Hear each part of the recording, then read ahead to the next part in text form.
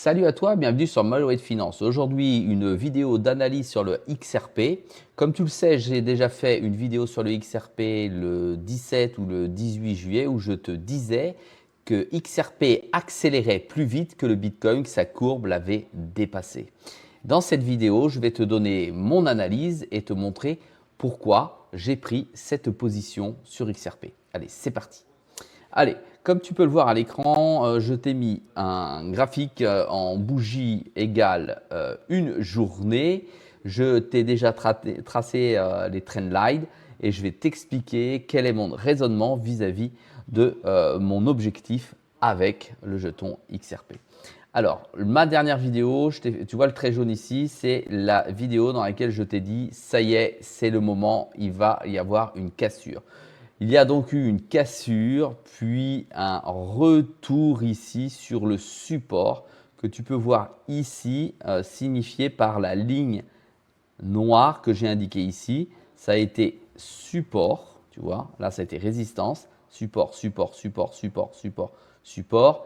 On a cassé le support, on est redevenu en dessous, on est venu résistance, résistance, résistance pour enfin aller se jeter vers le bas et enfin avec les bonnes nouvelles qu'on a pu entendre, éloignement de la SEC concernant les procès en cours, forte possibilité de voir Trump être de nouveau le président des États-Unis et on a vu ensuite percer le XRP vers le haut avec tous ses avis favorables.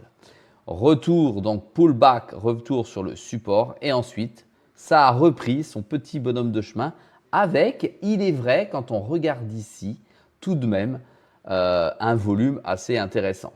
Nous avons ici le RSI, nous avons vu qu'ici il était en surachat, comme tu peux le voir ici sur la barre jaune ici, surachat pour ensuite redescendre, mais toujours dans la limite entre les 50 et les 70 de surachat pour enfin venir utiliser cette résistance comme support et repartir vers le haut comme tu peux le voir ici.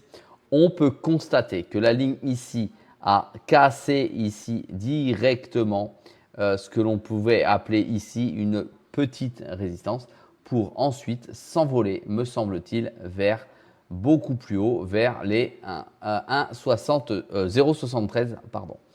On va mettre maintenant le graphique en weekly. Donc là, on était en une journée. Et voilà ce que ça donne sur un graphique à plus long terme. Alors ici, je pense qu'on va avoir une résistance à 0,70, 0,75. D'accord? Et qu'une fois que cette résistance aura été cassée, nous allons avoir un range dans cette partie qui se trouve entre 0,80, 81 et 0,95, 97. C'est à peu près ça, selon moi. Et on va partir un petit peu en range avant de percer. Tu vois, on est presque au 1 dollar parce qu'on a du mal. C'est-à-dire qu'on va venir taper sur le 1 dollar et ensuite on pourra le percer. Alors, je ne suis pas devin, je ne sais pas quand, naturellement, ça va se produire. Mais en tout cas, je pense que ça va se produire avec ce type de scénario. Ce qu'il faut bien comprendre, c'est qu'effectivement, le jeton ici va pouvoir venir taper ici, redescendre pour enfin avoir une petite cassure sur cette résistance. Et ensuite, cette résistance pourra devenir support pour enfin ranger ici et pourquoi pas sortir du range plutôt vers le mois de septembre, entre septembre et novembre. Oui, je sais, c'est large, mais regarde le flux d'apport en capital sur le projet XRP que ça amènerait, ça serait assez important.